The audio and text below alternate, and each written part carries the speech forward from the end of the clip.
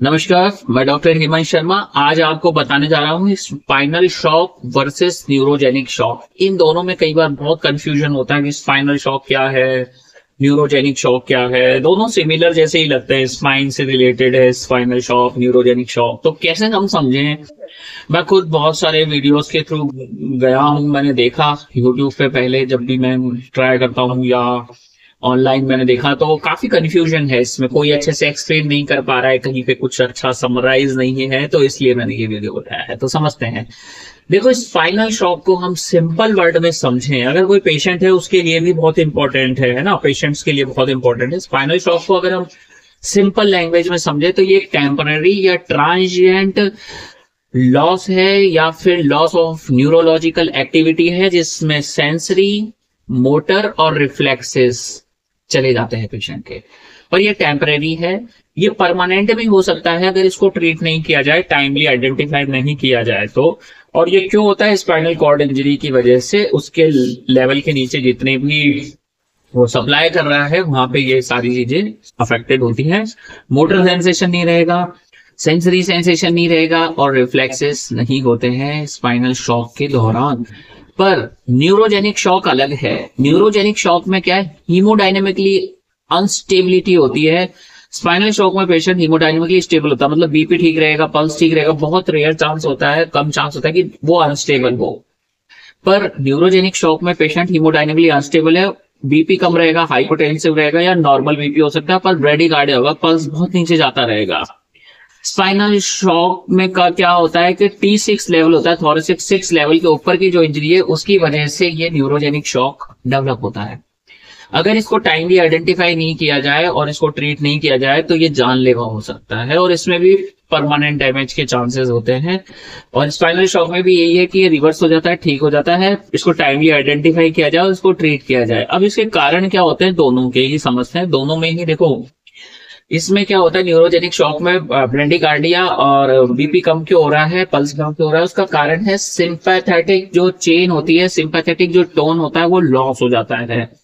अब जैसे हम शॉक में देखते हैं कि शॉक में कोल्ड पेरिफेरीज होती है, ठंडे हाथ पैर होते हैं, पर इसमें न्यूरोजेनिक शॉक में वार्म पेरिफेरीज होंगी, गर्म हाथ पैर होंगे इनिशियली, क्योंकि इसमें वेसोडाइलेशन होता है नर्व के कारण, सिंपैथेटिक लॉस के कारण। तो पेरिफेरल कूलिंग होती है ब्लड का, तो इस वजह से वार्म होगा। पर ये जो आपका स्पाइनल शॉक है ये नॉर्मल होता है, इसमें कोई ना कोल्ड होता है ना वार्म होता है, ठीक है। मेनली अब जो ये स्पाइनल शॉक रिटर्न होता है, इसमें बल्बो कैवर्नस रिफ्लेक्स जब रिटर्न होगा तब पता चलता है कि स्पाइनल शॉक से पेशेंट बाहर आ रहा है। स्पाइनल शॉक कुछ घंटे से लेके कुछ दिन तक चल सकता है या कई बार कुछ हफ्तों तक भी चल जाता है, ठीक है। पर जो न्यूरोजेनिक शॉक है वो इमीडिएटली स्टार्ट होता है और कुछ आवर्स तक रहेगा, उसके बाद ये ठीक होता है विद ट्रीटमेंट, ठीक है। तो इसमें न्यूरोजेनिक शॉक में फ्लैसिड पैरालिसिस होता है, लॉस ऑफ सेंसेशन होता है, loss of bulbo cavernous reflexes और भी अदर रिफ्लेक्सेस होते हैं।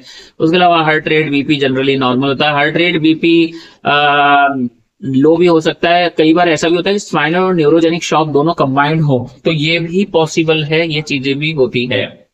अब बात करते हैं स्पाइनल शॉक को ट्रीट करने का तरीका और न्यूरोजेनिक शॉक को ट्रीट करने का तरीका। स्पाइनल शॉक को हम सिम्टोमेटिक ट्रीटमेंट करते हैं, मेनली सिम्टम्स को ट्रीट किया जाएगा, जो जो पेशेंट में सिम्टम्स है उनको करेक्ट करने की कोशिश की जाएगी। बट न्यूरोलॉजिकल शॉक में एक चीज ध्यान रखनी है, फ्लूइड बहुत ज्यादा नहीं देना है। जैसे कि हेमोरेजिक शॉक, हाइपोवोलेमिक शॉक में आप फ्लूइड देते हैं और कई बार ब्लड भी चढ़ाते हैं।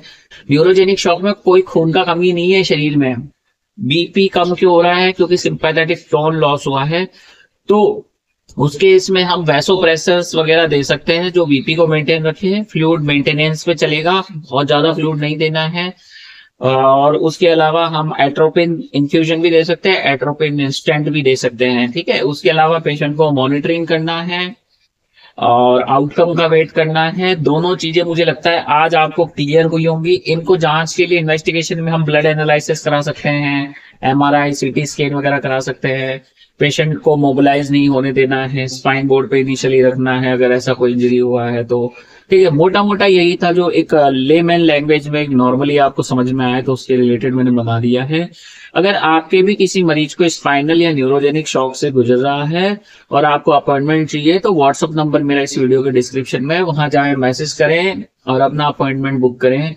वीडियो अच्छा लगता है लाइक कर दे, चैनल पर नए सब्सक्राइब करना ना भूलें। मैंने एक चीज बोलना भूल गया, यहाँ पे इसके कारण क्या होते हैं न्यूरोजेनिक स्पाइनल शॉक के, जैसे कोई छत से गिर गया, कोई एक्सीडेंट हो गया, किसी ने चोट मार दी, या फिर कोई दवाइयाँ, या फिर कोई कैंसर ट्यूमर जो स्पाइनल कॉर्ड के हो, जो स्पाइनल कॉर्ड को डिस्टर्ब कर रहे हो, वो सब कारण, या फिर कोई ऐसे ड्रग्स, ऐसी दवाइयाँ जिनके कारण हुआ हो, बहुत सारे कारण हैं। Thank you.